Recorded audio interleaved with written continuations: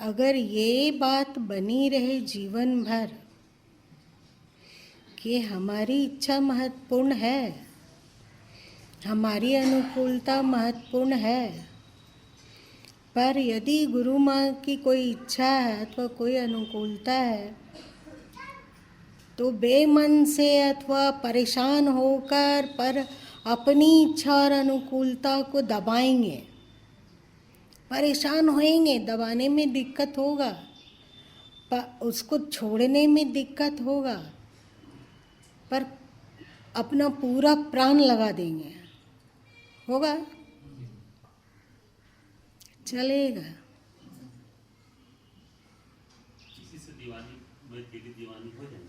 हाँ हाँ, ऐसा क्यों नहीं होगा।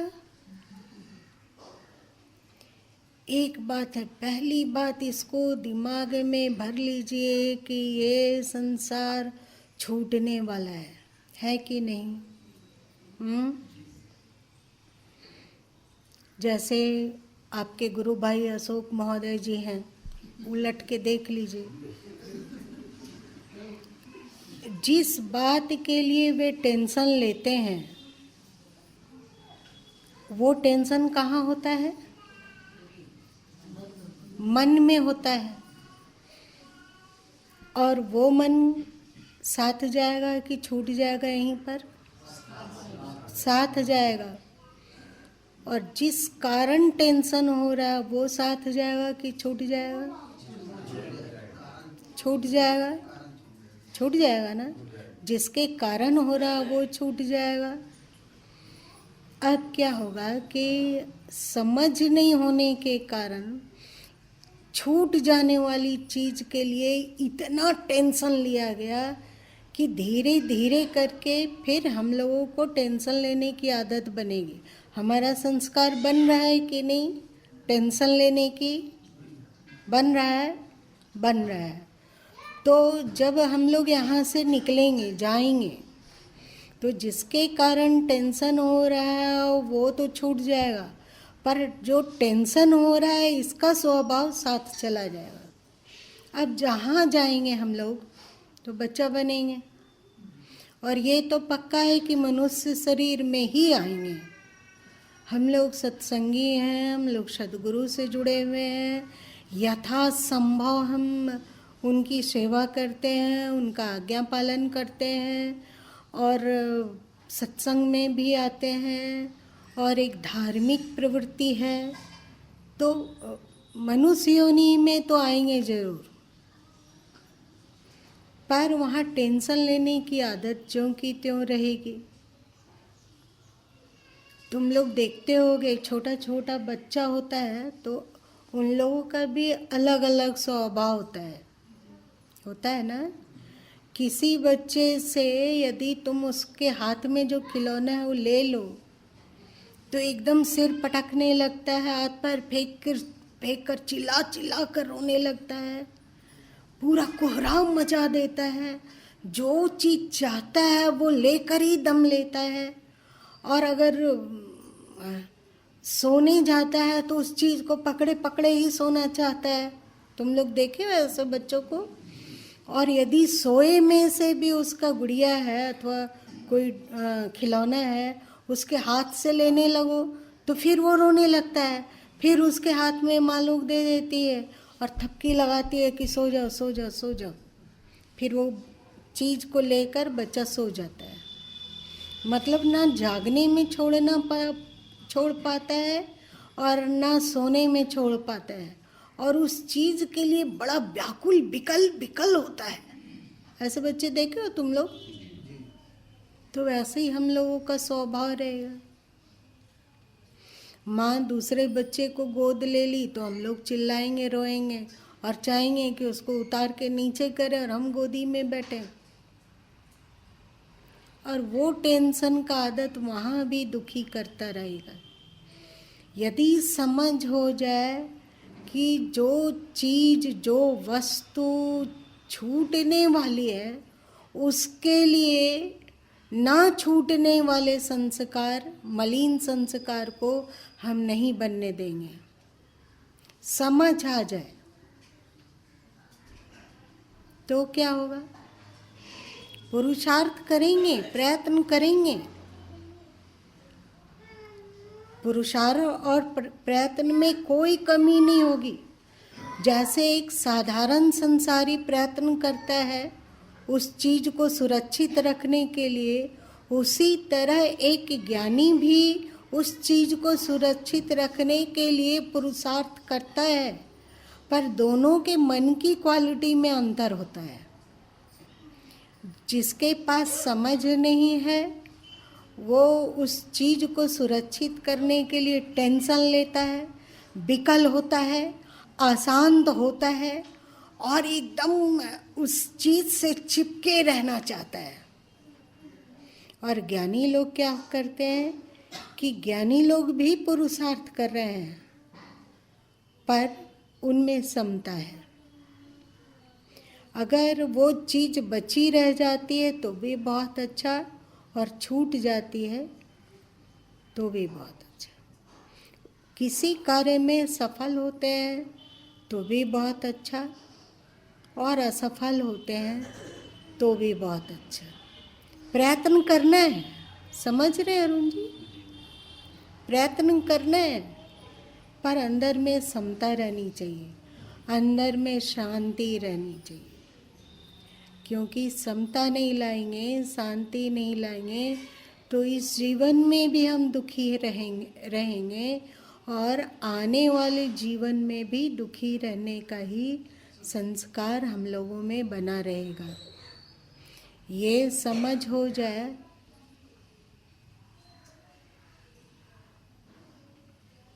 तो फिर संसारी रहते हुए भी हम संसारी नहीं हैं।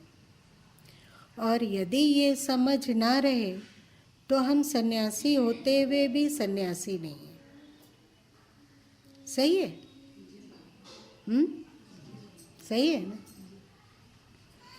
सभी व्यक्ति चाहता है कि उसके शरीर को सुख मिले और उसके शरीर को प्रतिष्ठा मिले।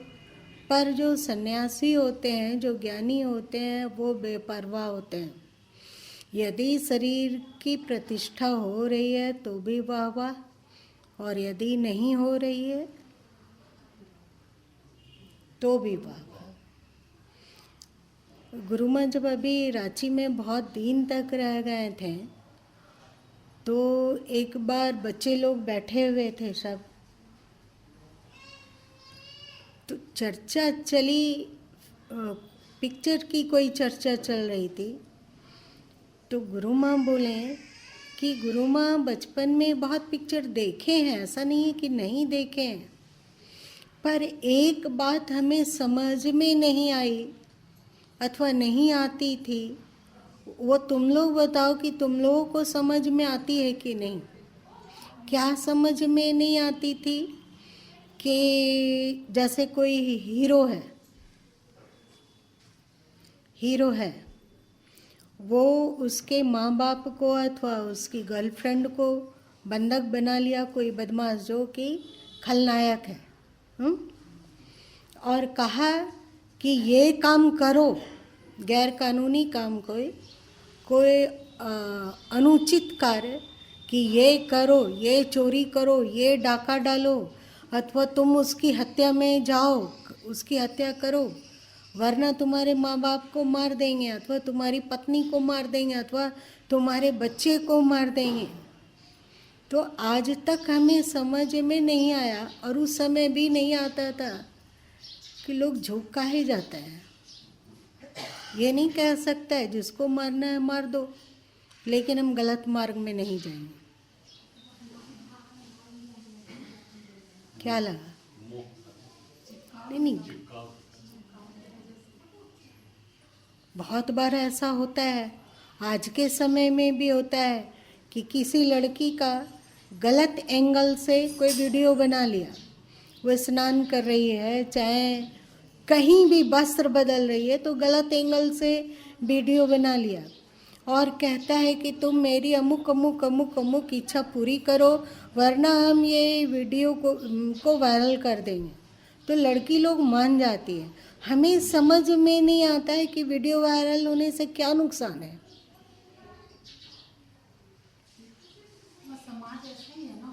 तो समाज में बदनामी होगी तो क्या होगा? बदनामी होगी तो पद प्रतिष्ठा चली जाएगी तो क्या होगा? क्या हमसे हमारा ईश्वर छीन जाएगा? इसके कारण ना गुरु माँ में अजीब तरह की दृढ़ता अभी भी है। इसके कारण अजीब तरह की दृढ़ता है कि हमें ईश्वर के अनुकूल चलना है। जो चीज़ छूटता हो, जो चीज़ होता हो, होता रहे। लोग गाली बकते हो, 10,000 बके चाहे 10 लाख बके, सब स्वीकार है। पर 10 लाख लोग गाली ना बके, इसके कारण ईश्वर विरोधी आचरण तो कभी नहीं होने दिया जाएगा। स्वीकार है। 10 लाख लोग गाली बकते हो वो स्वीकार है, क्योंकि उसे कुछ नहीं बिगड़ता है। बिगड़ता है क्या? हम अपनी आत्मा की नज़र में गिर जाएं, हम ईश्वर की नज़र में गिर जाएं, ये ज़्यादा चुभेगा कि लोग 10 लाख लोग गाली दे रहे हैं, वो ज़्यादा चुभेगा? बताओ तो क्या चुभना चाहिए? तुम ही लोग बताओ। ये समझ नहीं आनी चाहिए हम लोगों में। आप लोग किस गुरु के शिष्य हो बताओ?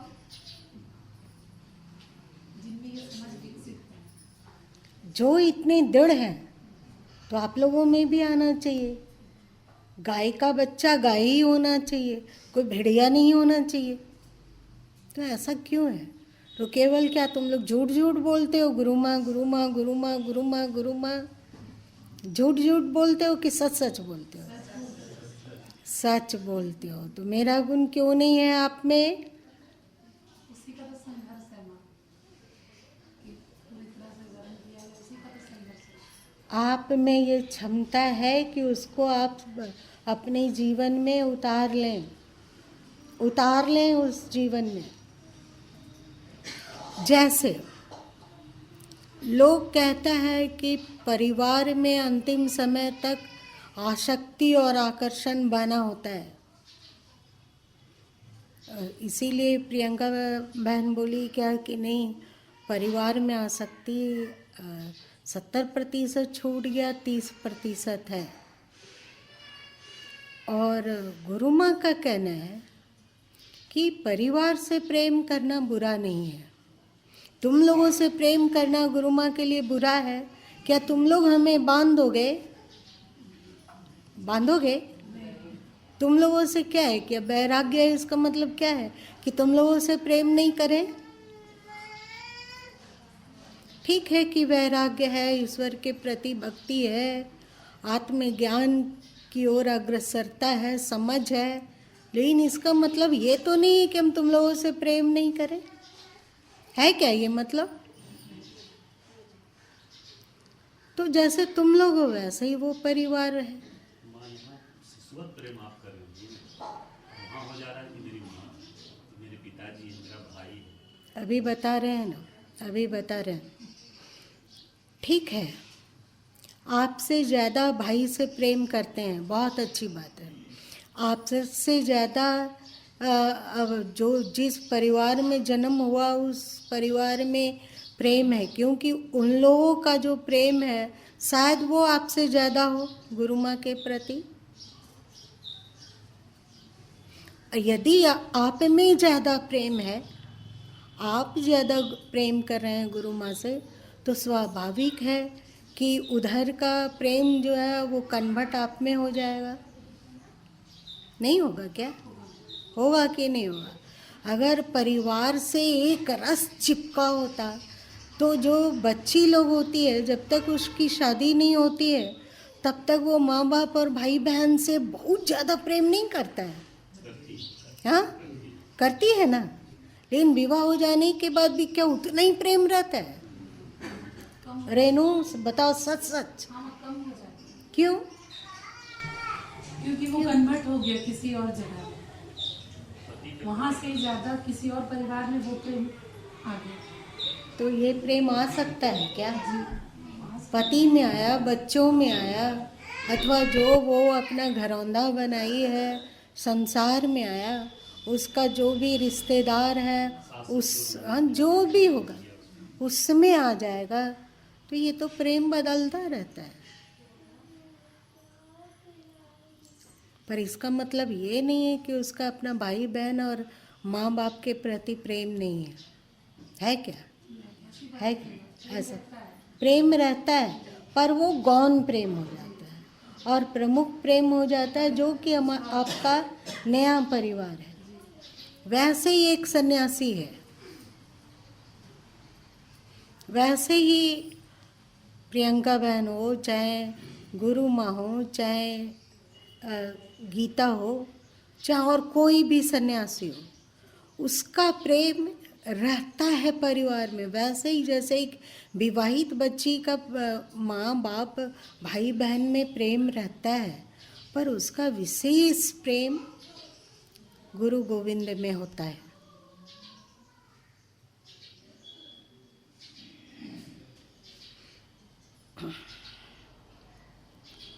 और यदि परिवार में जो प्रेम है बाधक लगने लगे ईश्वर भक्ति में प्रवृत्त होने के अवसर पर, हम नहीं प्रवृत्त हो पाते हों, यदि ईश्वर के प्रति प्रेम नहीं उतना कर पाते हैं जितना कि परिवार के प्रति प्रेम है, तो ये क्या है? घातक है, बहुत बड़ा घातक है कि वे लोग अनुचित कोई इच्छा रखें और हम सन्यासी होकर उसकी इच्छा पूरी करते रहें अथवा उसमें ढुलकते रहें। वो गलत है तो भी उससे चिपके रहें, ये तो एकदम महामूर्खता है।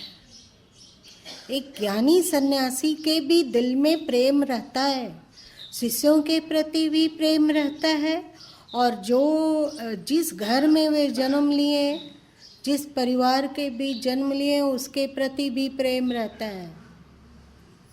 पर वो कोई गुदना नहीं है। गुदना मतलब क्या होता है? अब तो जो गुदना होता है वो 1-2 साल के बाद बदला जा सकता है ना रे, टैटू बदला जा सकता है, लेकिन पहले जो गोदना होता था वो नहीं छूटता था। तो ये प्रेम ना गोदना वाला नहीं है, ये प्रेम मेहंदी जैसा भी नहीं है, ये प्रेम बस मेकअप जैसा है कि वो हमारी इच्छा पर निर्भर है कि हम कब तक प्रेम करें और कब ना प्रेम करें। जब चाहे तो हम अपना मेकअप धो सकते हैं कि नहीं? तो ऐसा होता है। तो क्या अगर ऐसा प्रेम है तो वो परिवार के प्रति प्रेम बांधेगा क्या? बांधेगा? अनुचित की ओर हमें प्रवृत्त कर सकेगा? नहीं ना कर सकेगा। अथवा क्या ईश्वर से ज़्यादा महत्वपूर्ण वो बन सकेगा? वो प्रेम बन सकेगा? नहीं बन सकेगा।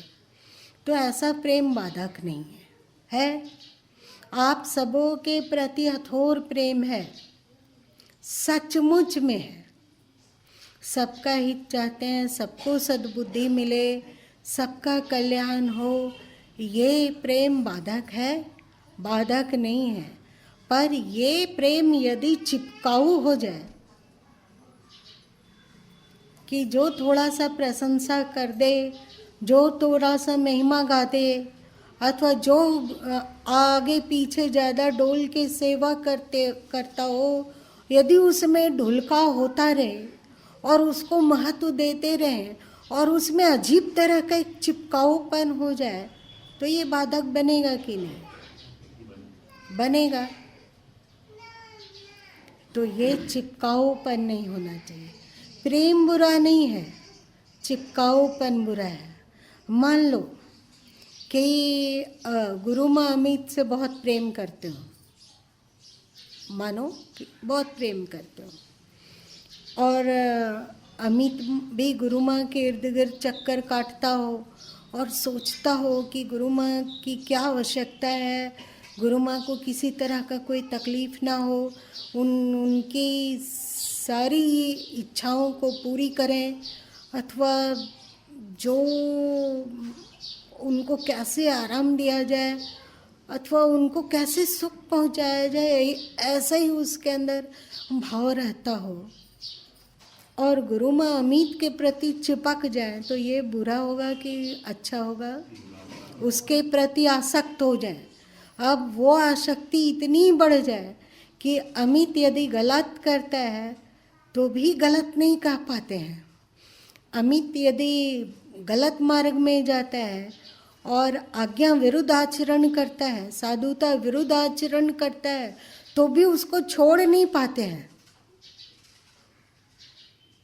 तो ये बाधक हो जाएगा।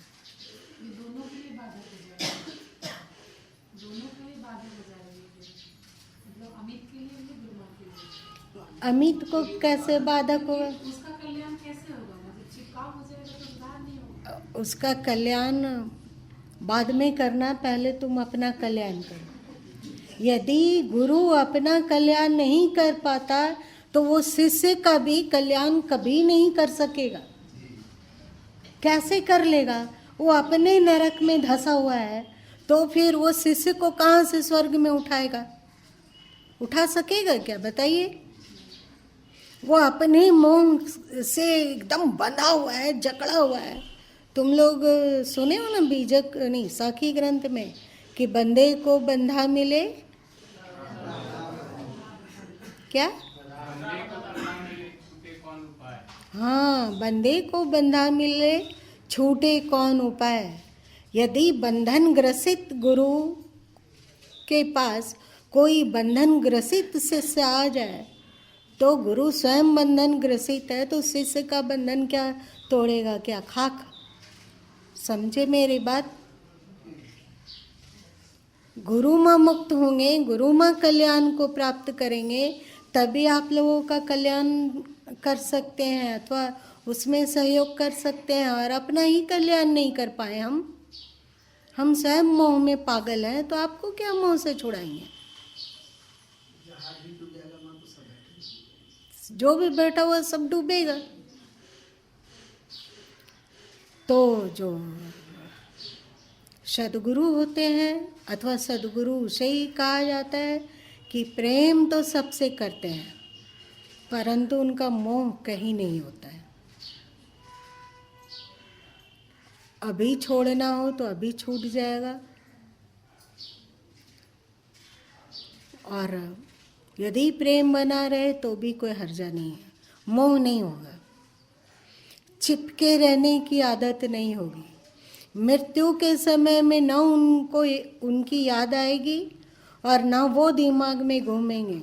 दिमाग में तो केवल अपना स्वरूप नाचेगा अथवा ईश्वर नाचेंगे, अथवा यदि ज्ञानी सद्गुरु मिल जाए तो ज्ञानी सद्गुरु नाचेंगे। इसके अतिरिक्त और कहीं बंधन नहीं है। तो एक सद्गुरु भी प्रेम करते हैं, पर उनके प्रेम और एक अज्ञानी के प्रेम में अंतर होता है। क्या अरुण जी? क्या बिना बंधे प्रेम नहीं कर सकते हैं अपने बच्चों से, अथवा केवल बच्चों से क्यों, सबसे? ये तो सब अपने ही लोग हैं। यहाँ पर आया कौन है? पर ये सूझने लग जाना कि ये इतने तक ही मेरा अपना है, बाकी सब दूसरा दूसरा है। इतने लोग हमारे अपने हैं, बाकी सब दूसरा दूसरा पराया पराया है। तो ये बंधनकारी है। बंधनकारी है कि नहीं? फिर ये जो जल सिकुड़ जाता है किसी पोखरे में अथवा किसी गड्ढे में, वो कभी समुद्र तक नहीं पहुंच सकता है। पहुंचेगा क्या? वो वहीं सड़ेगा, वहीं सड़ेगा, वहीं कीड़ा पैदा करेगा। पैदा करता है ना कीचड़ लोग, वहीं कीड़ा पैदा करेगा, दूसरे को भी दुख देगा और अपने भी बदबू से भरा रहेगा। यही होगा ना। तो एक सन्यासी का प्रेम है तो सबसे, पर वो समुद्रगामी है। वो गड्ढा और गबड़ा नहीं बन सकते हैं, पोखरा नहीं बन सकते हैं, वे नदी हैं। अपने किनारों को सींचते हुए अपने किनारे के फसलों को पुष्ट करते हुए समुद्र की ओर दौड़ते चले जाएंगे और समुद्र में जाकर विसर्जित हो जाएंगी। नदी क्या करती है? अपने दोनों कछारों को सींचते हुए आगे बढ़ती है ना, और समुद्र से मिलती है कि नहीं? लेकिन क्या गबड़ा मिलता है कभी समुद्र से? वो सड़ता है। तो आप ना अपना प्रेम का दायरा थोड़ा ज़्यादा बढ़ाइए। अपने बच्चों से भी प्रेम कीजिए, अपनी पत्नी से भी प्रेम कीजिए, अपने पति से भी प्रेम कीजिए, पड़ोसी से भी प्रेम कीजिए, और मन में ये भावना रखिए कि सब अपने हैं, क्योंकि वसुदेव कुटुंबकम, सब अपने हैं। चिड़िया भी अपनी है, कबूतर भी अपने हैं, गाय भी अपने हैं, घोड़ा भी अपने हैं, बिच्छी भी अपने हैं, सांप भी अपने हैं। सबसे प्रेम, एक मज़ेदार प्रेम। और इस प्रेम में भर के देखो, देखना कि कितना कितना आनंद और मस्ती रहती है। और समुद्र की ओर अग्रसरता बनी रहेगी इस प्रेम में कि गबड़ा बन जाएंगे। क्या क्या समुद्र की ओर अग्रसरता बनी रहेगी। तो तुम लोग भी ऐसा ही प्रेम करो ना। कौन कहता है कि मोह मत रखो? रखो, पर उस मोह को एक जगह बंधने मत दो। इसका मतलब ये नहीं कि आप कपड़ा की तरह रोज रोज पति और पत्नी बदलने लग जाइए कि भाई हमें एक जगह नहीं मोह में बंधना है, रोज रोज कपड़े की तरह बदलना है। ऐसा नहीं करना, ये मूर्खता वाली बात है ना। और एक बात है, एक बात होता है कि हमारा धन सबका है, और एक बात होता है कि सबका धन हमारा है। तो आप कहो कि गुरु माँ हम ना आधा आधा पकड़ पा रहे हैं, अभी हम पकड़ते हैं कि सबका धन हमारा है, फिर आगे कभी जीवन में और जो आपका आधा उपदेश है उसको भी पकड़ेंगे, पर थोड़ा समय लगेगा। ऐसा पगलपना करोगे ना तो पिटाई भी खाओगे और जेल भी जाओगे। होगा कि नहीं? सब हमारे अपने हैं ये मानना, पर सब पर हमारा अधिकार है ये कभी मत मानना। और सबका धन हमारा धन है ये कभी मत मानना। हमारा धन सबका है ये मान सकते हो तो मानो। यदि हमारा धन जो हमारे पास है, यदि भूषण को आवश्यकता हो जाए उस धन की, तो गुरु माँ उसको दे देंगे। ये होना चाहिए कि दे दें, पर गुरु माँ को आवश्यकता हो तो भूषण से धन ले लें, ये नहीं होना चाहिए। ये थोड़ा बकवासी बात है क्या?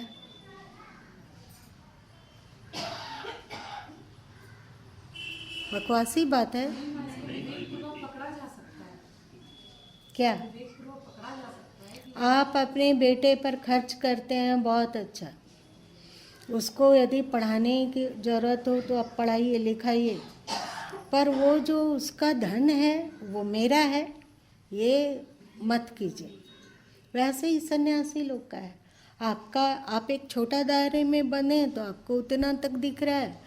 सन्यासी लोग थोड़ा, उन लोग का दायरा बहुत विशाल हो जाता है।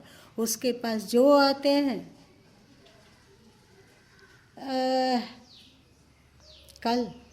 कल नहीं, कल ना, कल एक व्यक्ति आए, वो परेशान थे, अपने परिवार से परेशान थे।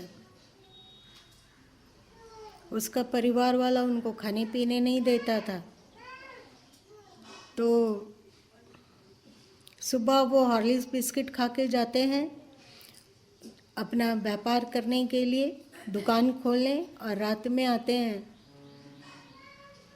तो कुछ बनाते हैं और खाते हैं, अथवा किसी किसी दिन चूड़ा वगैरह अथवा कोई रेडीमेड कुछ चीज़ खा लेते हैं। तो वो बोले कि हमें देखने वाला कोई नहीं है। सुबह घर से निकले हैं हॉर्लिक्स और बिस्किट खा के, शाम के 4 बज रहे हैं, सबको ही घर में बनाया है, सबको ही खाया, सबको ही खा रहा है, पी रहा है, और मेरे ही पैसे से खा पी रहा है, लेकिन हमको देने वाला कोई नहीं है। तो गुरु माँ उसको डांटे और एक जन के साथ उसको बोले कि जाइए आप भोजन पहले करके आइए, फिर बात करेंगे। किसी को भेज दिए और कहे उनको भोजन दे दो, ये तो कर लिए, पर यदि गुरु माँ भूखे हों तो इस अधिकार से उनसे भोजन नहीं मांग सकते हैं। भले ही जाके कहेंगे अलख निरंजन भिक्षाम देहि, अगर वो दे दिया तो भी ठीक है, और नहीं दिया तो बिना चिड़े कुड़े वहाँ से आगे बढ़ जाना होगा, यही ना। उतना अधिकार से उसके घर जाके भोजन कर सकेंगे क्या? वो अपरिचित है, हम तो उसे पहचानते नहीं है। भले वो मेरा नाम सुने हो, पर हम तो ना उनका नाम सुने हैं, उनको जानते भी नहीं, पहचानते भी नहीं है। वे जानते हैं कि गुरु माँ कहाँ रहते हैं, पर हम नहीं जानते हैं कि वे कहाँ रहते हैं। तो क्या ये प्रेम बांध देगा?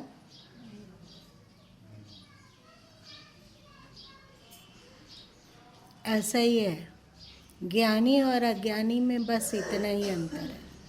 ऊपर से तो लगता है कि सारे एक ही जैसा तो है, वे भी बीमार होते हैं तो डॉक्टर के पीछे भागते हैं, ढाका दवा खा लेते हैं। वे दवा तो खा लेते हैं, पर बीमारी ठीक हो तो भी ठीक है, नहीं हो तो भी ठीक है। वे अपनी मस्ती नहीं छोड़ते हैं। इतना उनकी मस्ती बिकाऊ नहीं है कि शरीर ठीक नहीं हो रहा है और कोई रोग आ गया है तो इसलिए वो अशांत हो जाए और अपनी मस्ती को छोड़ दें, ऐसा वे नहीं हो करते। इतने वे मूर्ख तो नहीं है। क्या लगा?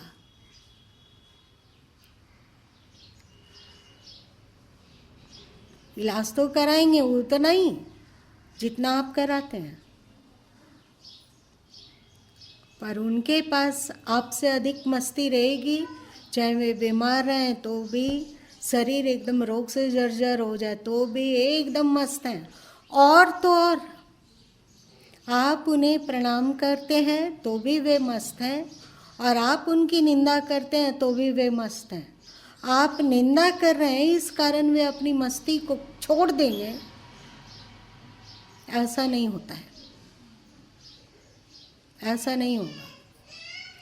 बहुत ज़्यादा करेंगे, बहुत ज़्यादा करेंगे तो जिसकी निंदा करने की आदत हो गई है उससे थोड़े तटस्थ होएंगे, उससे थोड़े उदासीन होएंगे, उसका बहुत ज़्यादा संग नहीं करेंगे और उससे रिश्ता निभाने में थोड़े सावधान रहेंगे, पर प्रेम फिर भी करेंगे। क्या समझे? बताइए इसका मतलब क्या हुआ? बता दीपक, कोई नहीं बता रहा है, तुम ही बता दो। प्रेम करना मोह नहीं करना है, ये बात। नहीं नहीं नहीं, वहाँ पर मोह की बात नहीं है, उससे सावधान भी रहेंगे, वे सजग भी रहेंगे, उससे थोड़ी दूरी भी बनाएंगे, पर प्रेम को नहीं छोड़ेंगे, उससे नफरत नहीं करने लगेंगे। उससे कूढ़ नहीं जाएंगे, उससे द्वेष नहीं करेंगे। आप की कोई निंदा करता है, आपको पर कोई आक्षेप करता है, तो आप ईंट का जवाब पत्थर से देने का सोचते हैं। क्यों नितेश भाई? होता है नारायण?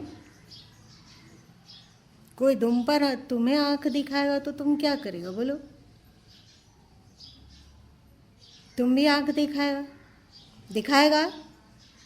दिखाना कोई बुरी बात नहीं है, पर अंदर में आक्रोश, नफरत और द्वेष नहीं पनपने देना है।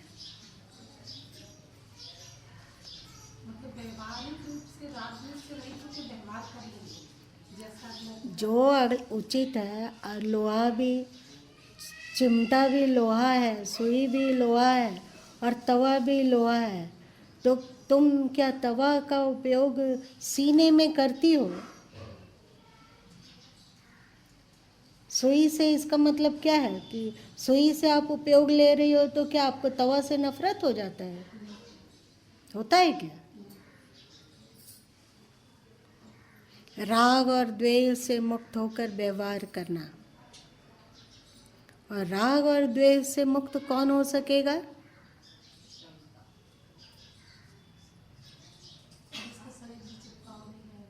हाँ, जो जानता है कि ये जो कलेवर है ना 3.5 हाथ का, आप लोग सुनते होंगे 3.5 हाथ का शरीर, तो आप भूषण के हाथ से आप 3.5 हाथ नहीं होंगे, आप अपने हाथ से 3.5 हाथ के होंगे। भूषण आपके हाथ से 3.5 हाथ का नहीं होगा, अपने हाथ से होगा। ये बात समझ में आई? तो ज्ञानी लोग को ये बोध होता है अथवा बोध होना चाहिए कि 3.5 हाथ का शरीर वे नहीं है, वे एक आत्मा है। और आत्मा का सबसे घनिष्ठ संबंधी कौन है? ठीक से बोलना, ऐसे ही मत बोलना। फौजी जी हमेशा बोलते रहते हैं कि टेम्पररी मैं और परमानेंट मैं। तो वे टेम्पररी मैं मतलब देह और परमानेंट मैं मतलब आत्मा। जो अपने परमानेंट मैं से परिचित हो गया, अच्छा से परिचित हो, तो उसका सबसे बड़ा संबंधी और निकटस्थ संबंध परिवार कौन है? ठीक से अगर ये बात बोध हो जाए, दिमाग में धस जाए ठीक से, सबसे बड़ा परिवार कौन है? सबसे बड़ा सगा कौन है? सबसे अधिक प्रिय कौन है? बता दो।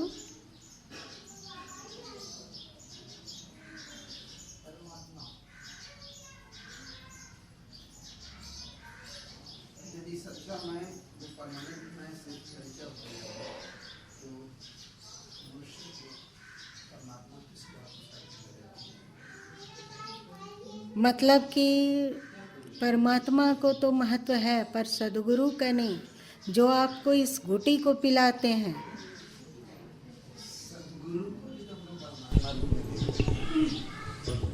कोई अंतर नहीं है, इस शब्द में अंतर है मां। वो सदगुरु और परमात्मा से में कोई फर्क नहीं, बल्कि परमात्मा से अधिक सदगुरु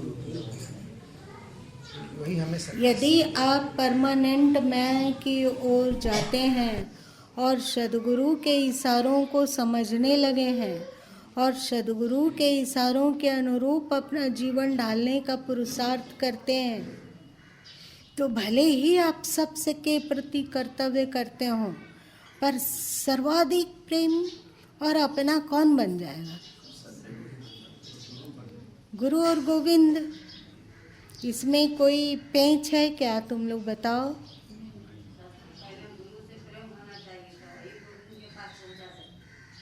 नहीं, गुरु से प्रेम होने पर एक लाभ होता है, वो ये है कि मंजिल तो ईश्वर ही है, पर गुरु से जितना अधिक आपका प्रेम होगा उतना अधिक आप उनके उपदेश को पकड़ेंगे।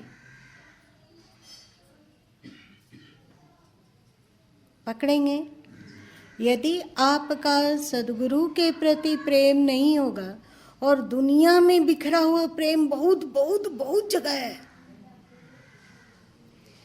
तो आप सदगुरु की बात को सुन लेंगे पर उस पर चल नहीं पाएंगे, कभी नहीं चल सकेंगे। आप वहाँ चुनाव करेंगे कि आपके लिए सुखदाई क्या क्या चीज़ है, आपका मन क्या क्या कहता है, और सदगुरु का उपदेश और मन क्या क्या कहता है। तो आप अपने मन का ज़्यादा महत्व देंगे और सदगुरु के उपदेश को गौण कर देंगे, होगा कि नहीं? लेकिन यदि सदगुरु के प्रति अथोर प्रेम हो और लगने लगे कि उनकी आज्ञा मेरा जीवन है, आज्ञा सम्मन सुसाहब सेवा कहा गया है ना, उनकी आज्ञा से बढ़कर और कुछ नहीं है, ऐसा तुम कब सोच सकोगे? उनके उपदेश से बढ़कर कुछ भी नहीं है, ये तुम कब सोच पाओगे? जब उनके प्रति प्रेम रहेगा तो आप ईश्वर की ओर बढ़ोगे, तो आप जो प्राप्त करने योग प्राप्तव्य है उसके लिए पुरुषार्थ करोगे। और जब उनसे प्रेम ही नहीं है तो जो तुम्हारा मन करेगा वो करोगे। और वे यदि तुम्हें बाधित करते हो कि उनकी आज्ञा मान ही लो, तो आप उनसे नफरत करने लगोगे।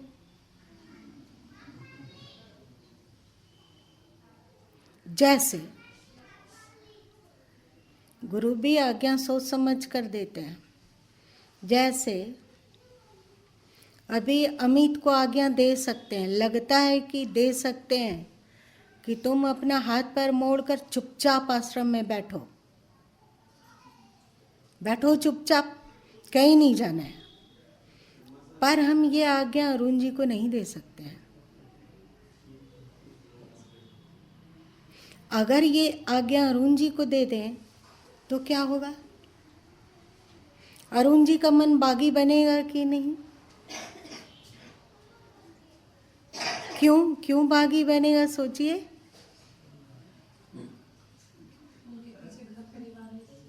उनका अपना ममता है, अपना मोह है, अपना लगाव है।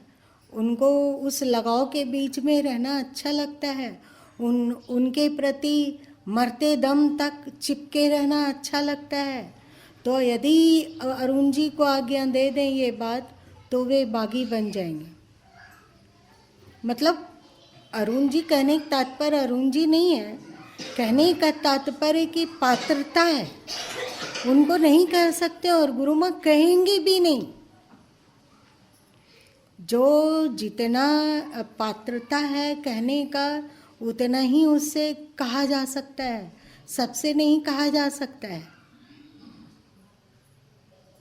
मतलब एक तरह से सोचो तो अमित पर ज़्यादा अधिकार माने अपना, अरुण जी पर कम अधिकार मान रहे हैं। ऐसा क्यों? ऐसा क्या पक्षपात नहीं है? गुरु माँ को लगता है कि अमित को कह सकते हैं कि तुम अपना चेक लाओ और जितना बैंक में पैसा है ना, चेक काट सिग्नेचर करो और वो हमें दे दो चेक, हमें कुछ नहीं लगेगा। क्योंकि लगता है कि वो बागी नहीं हो सकेगा। पर जहाँ लगेगा कि वो बागी हो सकता है, तो कोई बात अगले के बहुत लाभ में भी क्यों ना हो, उसके संस्कार को अच्छा भी क्यों ना बनाता हो, उसके जीवन को शांत भी क्यों ना बना देता हो, पर उसको आज्ञा नहीं दे सकते हैं। अगले का हित तभी होता जब गुरु माँ आज्ञा देते हैं और उस तरह से वो जीवन को बना पाता। पर अगले में वो पात्रता नहीं है, गुरु माँ के प्रति उसका उतना प्रेम नहीं है, तो यदि उसके ताकत से बाहर आदेश दे देंगे तो गुरु माँ के प्रति नफरत होगा, और जो थोड़ा बहुत उस अच्छा होने की संभावना थी वो भी समाप्त हो जाएगा। होगा कि नहीं? होगा कि नहीं? तो ये रिस्क क्या समझदार गुरु उठाएंगे? इतना अधिक हो जा रहा है उस शिष्य का कि अगर गुरु का आदेश मिल जाता और उसी से एकदम सही दिशा पर चल पड़ता तो अच्छा कल्याण होता है उसी से। हाँ, इसीलिए तो पहले के समय में गुरु लोग थोड़ा अजीब अजीब तरह का आदेश दे देते थे ना। जैसे जो भी भिक्षा में मिले वो सब तुम हमारे यहाँ पहुँचा दो, उससे तुमको हमसे बिना पूछे कुछ नहीं खाना है।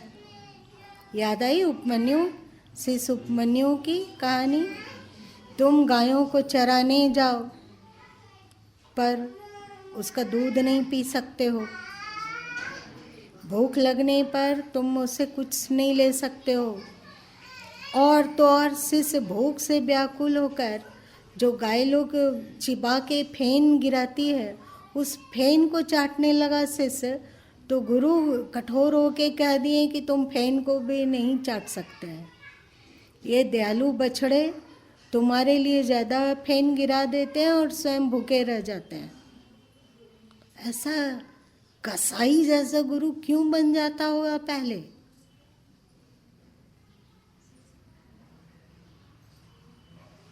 कैसी बात है? शिष्य किया, उपमन्यु किया कि एक बार तो भिक्षाटन लाके गुरु को दे देता था, दूसरा ही बार अपने लिए भिक्षा करता था। तो गुरु कह दिए कि दूसरी बार भिक्षा नहीं कर सकते हो क्योंकि उससे गृहस्थों पर भार पड़ता है। फिर गाय का दूध पीने लगा तो गुरु कह दिए कि तुम गाय का दूध नहीं पी सकते हो, गाय हमारी है, तुम केवल सेवा कर सकते हो। शिष्य कहा अच्छा ठीक है, गाय की सेवा करने लगा, उनका फेन खाने लगा, जान बचाने लगा। गुरु कह दिए कि फेन नहीं खा सकते हो तुम क्योंकि बछड़े दयालु होते हैं, वो ज़्यादा फेन गिरा देते हैं और स्वयं भूखे रह जाते हैं। फिर भी शिष्य के अंदर में शिकायत और बागीपन नहीं आया। तो इस क्वालिटी को जब शिष्य उपलब्ध हो गया तो गुरु कहेंगे कि बेटा मोह से ऊपर उठो। तो वो उठेगा कि नहीं? उठेगा ना।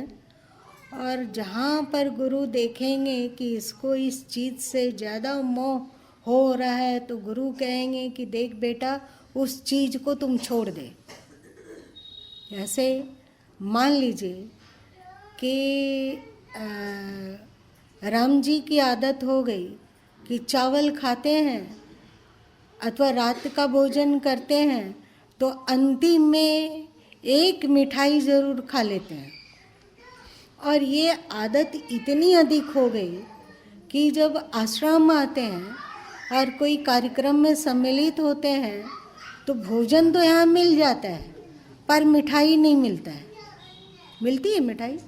नहीं मिलती है। तो मिठाई नहीं मिलने पर व्याकुलता आती है ना, आएगी अगर आदत बनी हुई है तो गुरु कहेंगे कि देख बेटा तू ना भोजन करने के बाद जो मिठाई खाता है इसकी आदत छोड़ दे। अब क्योंकि उनकी आज्ञा पालन करने में वो दच्चित है और गुरु के प्रेम में वो एकदम दीवाना है, तो इस छोटी सी आज्ञा को वो पालन कर सकेगा कि नहीं? कर लेगा। और फिर गुरु देखेंगे कि आपको क्या चीज़ में सबसे ज़्यादा मोह है। केवल गुरु ही नहीं, ईश्वर भी देखते हैं इस बात को। ईश्वर भी देखते हैं। और कभी कभी तुम लोगों के पास में गुरु माँ अपना अनुभव शेयर किए हैं कि ना ईश्वर से प्रेम लगाना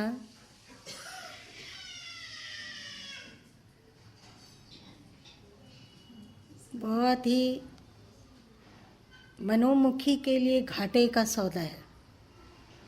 क्योंकि जैसे ईश्वर समझने लगता है कि इस पर मेरा अधिकार है, क्योंकि हम कहते हैं कि आपके सिवा मेरा और कोई नहीं है, आप ही मेरे माता हो पिता हो, हम लोग गाते हैं ना, तुम्हें वो माता च पिता तुम्हें हुआ, तो ईश्वर भी समझने लगता है कि ये तो मेरा है, मेरा जीव है, हम ही इसके माता पिता हैं, ये अमुक से क्यों प्रेम कर रहा है, तो उसको भी जलन हो सकती है। तो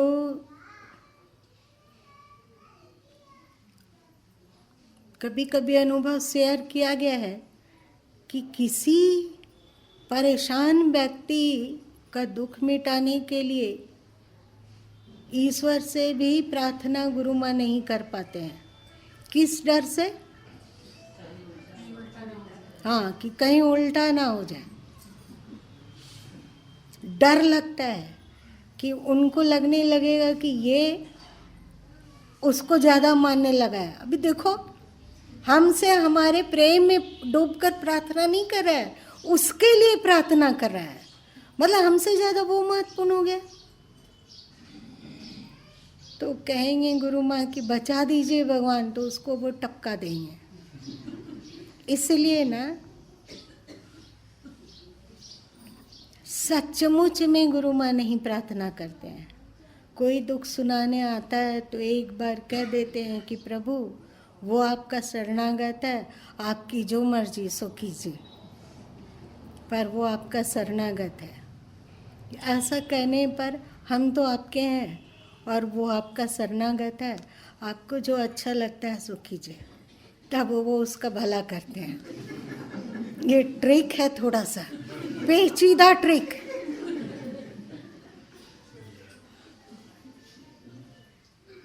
तो यदि आपका दुनिया के किसी भी चीज़ पर ज़्यादा चिपकाव होगा और आप गुरु से बहुत ज़्यादा प्रेम करेंगे, तो सबसे पहले वो कहेगा कि तुम उस चीज़ को छोड़ दो, जिस पर भी हो। अगर मान लिया जाए कि राम जी में सबसे अधिक प्रेम इंदु में ही हो गया हो और एक दिन का भी उसका वियोग से व्याकुल हो जाते हो और केवल उसको कैसे, उनको कैसे सुख पहुंचाया जाए, इसमें दिन रात बेहाल रहते हो, तो हो सकता है कि गुरु कह दें कि ना आपको उसके बारे में सोचना है, ना उसको सुख पहुंचाने का आपको उद्योग करना है, ना ही आपको उससे मिलना है, ना ही उससे आपको बात करना है। तो क्या होगा? यदि आपका उस गुरु के प्रति सबसे ज़्यादा प्रेम नहीं रहा तो क्या होगा? क्या होगा बताइए?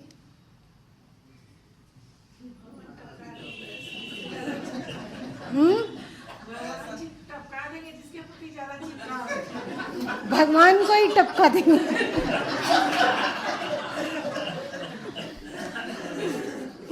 तो मतलब गुरु को भी टपका देंगे?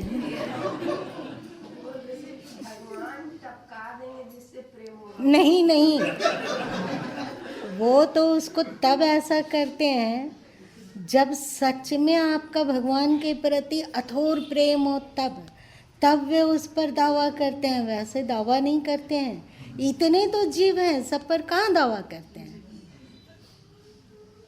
दावा करते हैं क्या? सब मन मतंगा जीवन जी रहा है, किसी को तो कुछ नहीं करते हैं।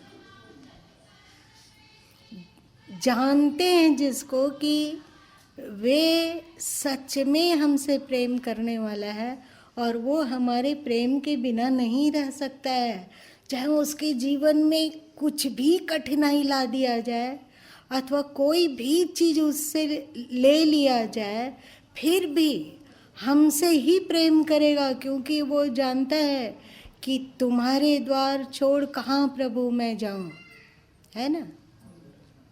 जिसको पता है कि भगवान जानते हैं कि ये भक्त के दिल दिमाग में एक बात एकदम जकड़ा हुआ है कि तुम्हारे द्वार छोड़ कहाँ प्रभु मैं जाऊँ, उसी पर अपना दावा वे रखते हैं, सब पर दावा नहीं रखते हैं। परंतु आप जब गुरु से सच में सबसे ज़्यादा प्रेम करने लगेंगे तो जिस चीज़ के प्रति आपको ज़्यादा मोह होगा उससे सदगुरु चाहेंगे कि आप दूर हट जाए अथवा कम प्रेम करें अथवा कर्तव्य करें, मोह नहीं।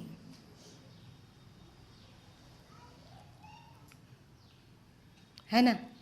सबको बोल सकते हैं ये बात।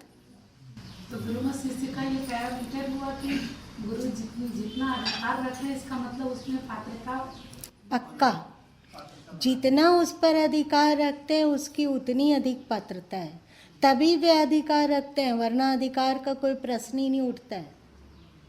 तुम्हारा जीवन तुम जानो, जियो, मरो, अच्छा रहो, बुरा रहो, अच्छे रास्ते में जाओ, बुरे रास्ते में जाओ, जो मर्जी सो करो, हमें तुमसे मतलब नहीं है ना, तुमसे राग है ना द्वेष है, हम तुमसे छिड़ भी नहीं रहे हैं और तुम्हारे प्रति कोई दावा भी नहीं कर रहे हैं, अधिकार भी नहीं कर रहे हैं। जो उपदेश करना है सबको करते हैं, वैसे ही तुमको भी करते हैं। मानना है मानो, नहीं मानना है मत मानो। तो इसीलिए गुरु के प्रति प्रेम को जरूरी बताया गया है, जिससे कि नदी बनने की पात्रता हम में आ सके और हम समुद्र में जाकर विलय हो सके। यदि आप में गुरु के प्रति प्रेम नहीं होगा तो निश्चय ही आप डबरा पोखरा तो बन सकते हैं पर नदी नहीं बन सकते हैं, क्योंकि आपका मन जिसको अच्छा कह देगा वो आपके लिए अच्छा है, जिसको बुरा कह देगा वो आपके लिए बुरा है। जिसको आपका मन प्रिय कह देगा वो आपके लिए प्रिय है, जिसको आपका मन अप्रिय कह देगा वो आपके लिए अप्रिय है। जिसको आपका मन अपना कह देगा वो तो अपना है, और जिसको आपका मन पराया कह देगा वो आपका पराया है। आप मन को अपना गुरु बना के रखे हो तो कितना आप नदी बन सकते हैं, कितना समुद्र तक पहुंच सकते हैं, इसकी व्याख्या, इसका मनोविश्लेषण आप स्वयं कर सकते हैं, क्योंकि ईश्वर ने सबको बुद्धि दे रखी है। इसीलिए कहा गया है गुरु है बड़े गोविंद से। क्यों? ईश्वर तो आपको पोखरा बना के जन्म देता है कि नहीं? एक जाति विशेष में जन्म दिया, क्या जरूरत थी ये जाति का प्रपंच करने का? एक जाति विशेष में आपको जन्म दे दिया, एक परिवार विशेष में आपको जन्म दे दिया, एक मतलब रिश्तेदार के बीच में आपको जन्म दे दिया। आप तो नहीं चुनते हैं माँ बाप को, आप तो नहीं चुनते हैं भाई बहन को, कि चुनते हैं? आप तो जाति को नहीं चुनते हैं। अब इस जाति को पकड़ कर पगलाते रहिए, अरे हम तो इस जाति के हैं, हमारा जातीय कुछ कर्तव्य है तो करो। हम तो इस परिवार में जन्म लिए, वो परिवार हमारा है तो डूबो मरो। हम तो अमुक के बाप हैं, हमारा अपने बच्चों के प्रति कुछ कर्तव्य है, मरो तब वहीं। हम अमुक के पति हैं, हम अमुक की पत्नी हैं। ये पगलपना ना ईश्वर दे सकता है, गुरु नहीं।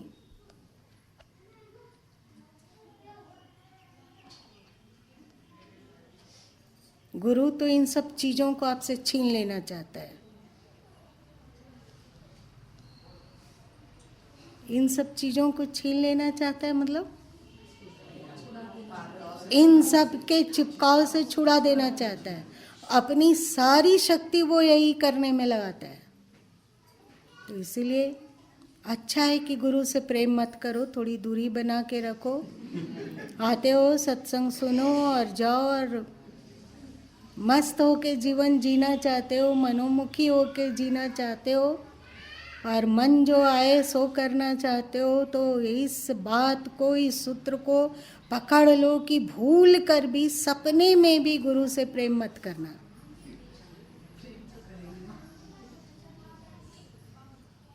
अगर प्रेम किए तो इस आसक्ति, इस मोह, इस चिपकाव को वो छीन लेना चाहेंगे। भले ही जैसे कुंडल और कवच को दान करने में कर्ण का फेफड़े का स्किन उखड़ने लगा, तो भी कृष्ण जी नहीं छोड़े और कहे कि नहीं हमें तो यही लेना है।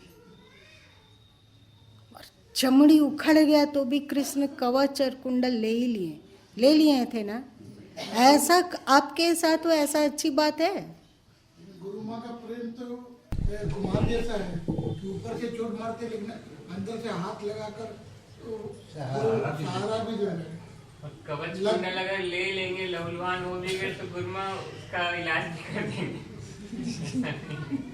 हाँ, ये आपकी भक्ति आपको बताएगी।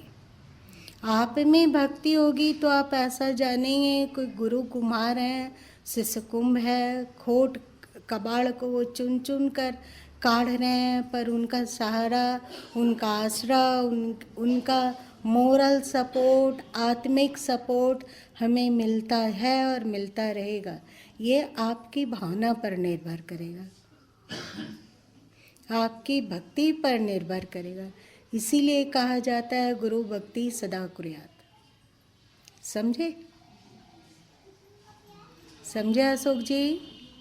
अब ना गुरु माँ अपने अशोक शिष्य पर अथवा अशोक पुत्र पर कभी नहीं देखना चाहते हैं कि वे टेंशन में रहे और उनका थोबड़ा इतना बड़ा लटका हुआ रहे।